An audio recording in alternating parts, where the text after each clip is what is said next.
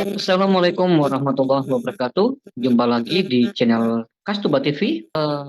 Kali ini saya akan memberikan sedikit informasi terkait dengan hubungan kerja. Bolehkah sebuah perusahaan atau sebuah lembaga menahan atau meminta ijazah asli sebagai jaminan di dalam proses pemberian pekerja? Yuk kita simak bagaimana penjelasannya. Baik. Tentu kita tidak, bisa menghindari atau kita akan melihat ada beberapa perusahaan yang apabila merekrut pekerja itu dia meminta jaminan, yaitu penyerahan ijazah asli. Sebenarnya kalau menurut undang-undang, ya, Undang-Undang Nomor 13 Tahun 2003 tentang pekerjaan, kontrak kerja, di situ di bab 10 di pasal 52 itu, diperbolehkan ya, hak perusahaan menahan ijazah pekerja atau buruh jika aturan itu ada dalam perjanjian kerja yang telah dibuat oleh kedua belah pihak. Nah, pada intinya perusahaan boleh meminta jaminan ijazah asli sebagai, jaminan pada saat mereka akan bekerja. Pada dasarnya, semua perjanjian yang dibuat secara sah oleh kedua belah pihak, baik itu perusahaan maupun oleh karyawan atau buruh, ya, sebagaimana undang-undang bagi mereka yang membuatnya artinya sepanjang penyerahan ijazah dalam pelaksanaan pekerjaan disepakati oleh dua belah pihak, ya, sama-sama setuju. Ya, baik pengusaha, pemberi kerja, ataupun buruh, maka para pihak wajib mematuhi kesepakatan tersebut. Ya, mari kita lihat di Undang-Undang Nomor 13 Tahun 2003. Nah, di situ di bab 10 ya, di bab 10 di pasal 52. Nah, ini di bab 10 ini mengatur tentang hubungan kerja. Nah, terkait dengan topik yang saya bahas ini adalah bagaimana perusahaan meminta ijazah asli sebagai jaminan, ya.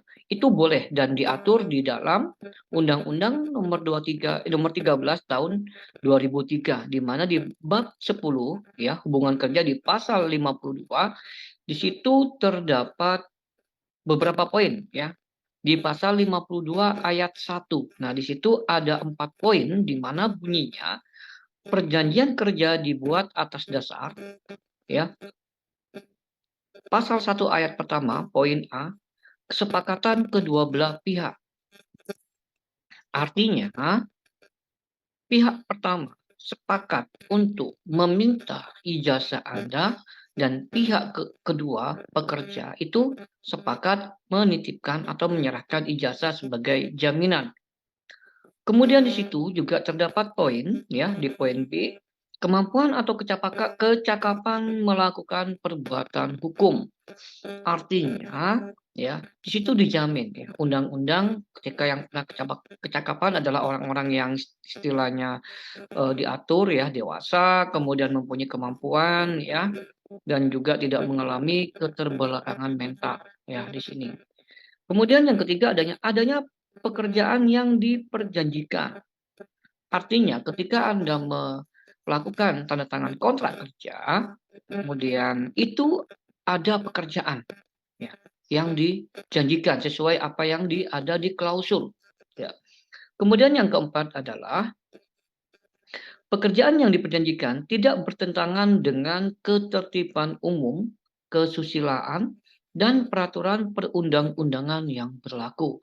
Selama pekerjaan itu tidak bertentangan dengan ketertiban dan lain-lain, itu sah-sah saja ketika mereka itu meminta atau menyerahkan ijazah sebagai jaminan. Ya. Kemudian di pasal 52 di ayat 2 ini masih menjelaskan perjanjian kerja yang dibuat oleh para pihak yang bertentangan dengan ketentuan sebagaimana dimaksud dapat dibatalkan. Ya, artinya ketika tidak sepakat, kemudian tidak ada kecakapan, itu perjanjian dapat dibatalkan. Kemudian di pasal 3, perjanjian kerja yang dibuat oleh para pihak yang bertentangan dengan ketentuan sebagaimana dimaksud dalam ayat 1 huruf Q dan dibatal demi hukum. Ya, itu aturan terkait jaminan ijazah sebagai jaminan pekerjaan.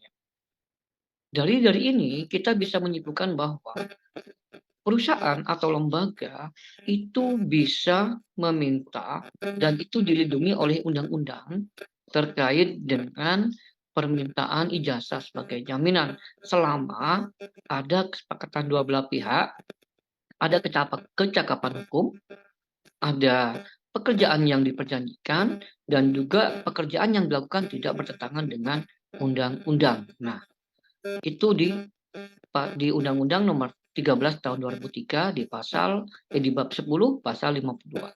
Nah, para pemirsa, ya, bagaimana cara menyikapi tentang perjanjian kontrak kerja yang meminta ijazah sebagai jaminan? Ya, ada 4 langkah yang harus kalian perhatikan di dalam menghadapi perjanjian ini.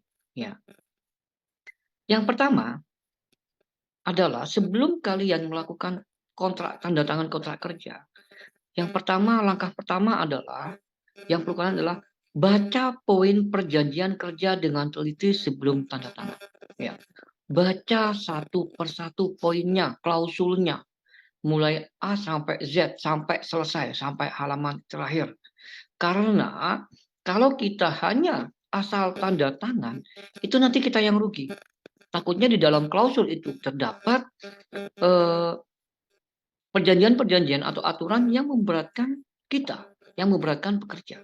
Ya, dibaca dulu semuanya. Ya, ketentuan yang sebaiknya juga diatur dalam perjanjian kerja yaitu terkait perusahaan wajib mengembalikan ijazah saat perjanjian telah berakhir. Jadi harus ada perjanjian di situ. Perusahaan mengembalikan tidak ijazah itu ketika Anda sudah berakhir perjanjian tersebut. Ya. Jangan sampai setelah berakhir nanti Anda ditahan dengan alasan ini dan itu dan sebagainya. Makanya di situ perlu di cross check bagaimana isi perjanjian kerja itu, klausul kerja.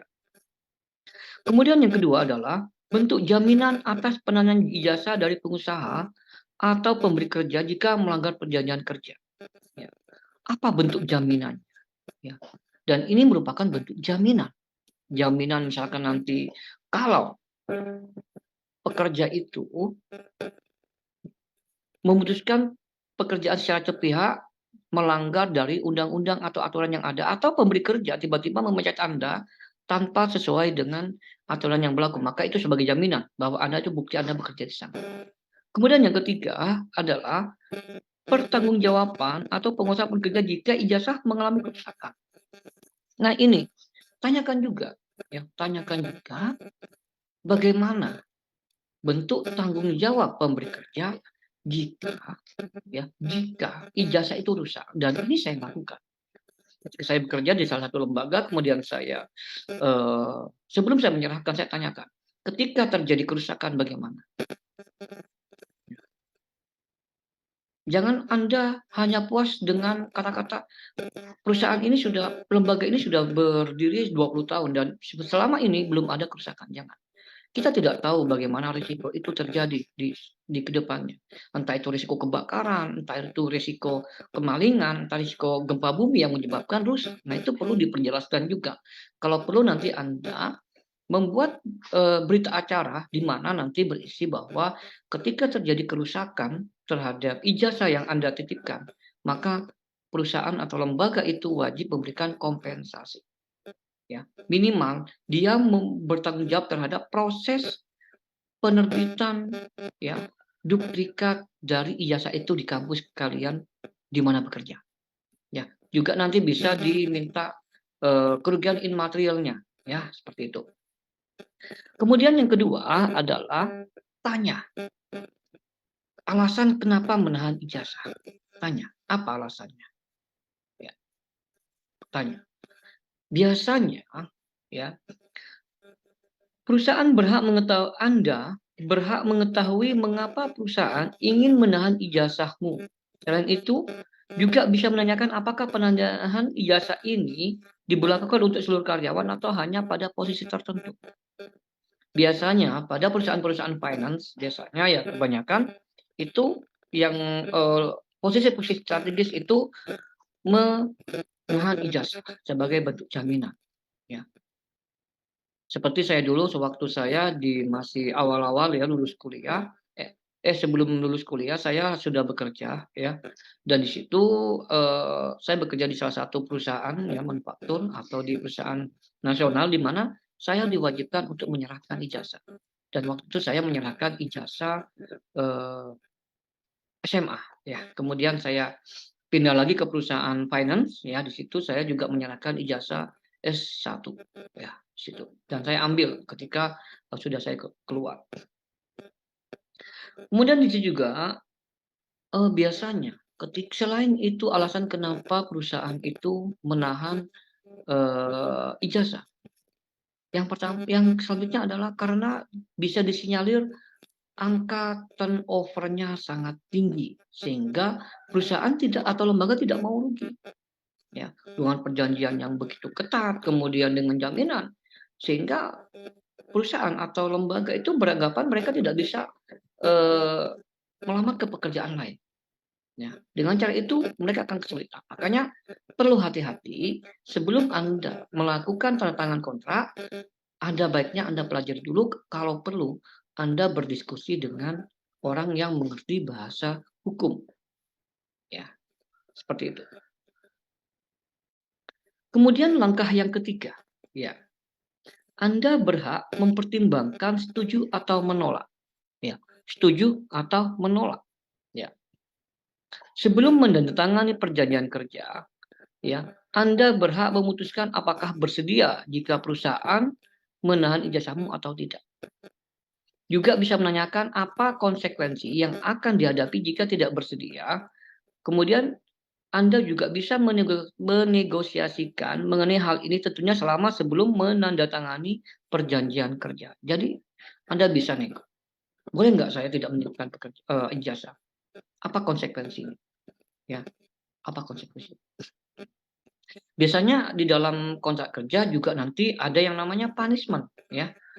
Misalkan contoh, Anda dikontrak selama 2 tahun. Nah, tiba-tiba karena sesuatu hal di tengah-tengah Anda melakukan, pemutusan kerja secara sepihak. Nah, di situ mungkin ada nanti di mana di situ Anda diwajibkan membayar royalti, ya. Makanya pelajari dulu kontrak kerja Anda, ya. Jangan Anda ketika Anda dipanggil kemudian disodorkan kontrak kerja Anda begitu senang, begitu gembira ya, tanpa Anda mempelajari, apa namanya, klausul-klausulnya. Itu sangat berbahaya dan itu bisa merugikan Anda sendiri, ya. Kemudian yang keempat adalah mintalah berita acara serah terima. Ketika Anda setuju ya, beri ketika Anda setuju, tanda tangan kontrak dan Anda menyerahkan ijazah, jangan lupa Anda meminta bukti berita acara serah terima, ya. Berita acara ini akan menjadi bukti ya, jika ijazah Anda berada di perusahaan untuk jangka waktu tertentu. Nah, berita acara ini juga yang dapat digunakan untuk mendapatkan ijazahmu kembali setelah perjanjian kerja berakhir. Ya, jadi berita acara ini jangan sampai hilang. Ya, jadi Anda bisa sebagai bukti pada saat Anda akan mengambil ijazah tersebut. Demikian tips dari saya bagaimana cara menghadapi perusahaan atau lembaga ketika Anda bekerja di situ dan Anda diminta untuk menyerahkan ijazah sebagai jaminan. Demikian, yang dapat saya sampaikan ya. Terima kasih dan jangan lupa dukung terus channel kami supaya kami bisa memberikan informasi-informasi terupdate dan juga yang bisa bermanfaat bagi Anda semua, ya. Terima kasih dan saya akhiri. Assalamualaikum warahmatullahi wabarakatuh.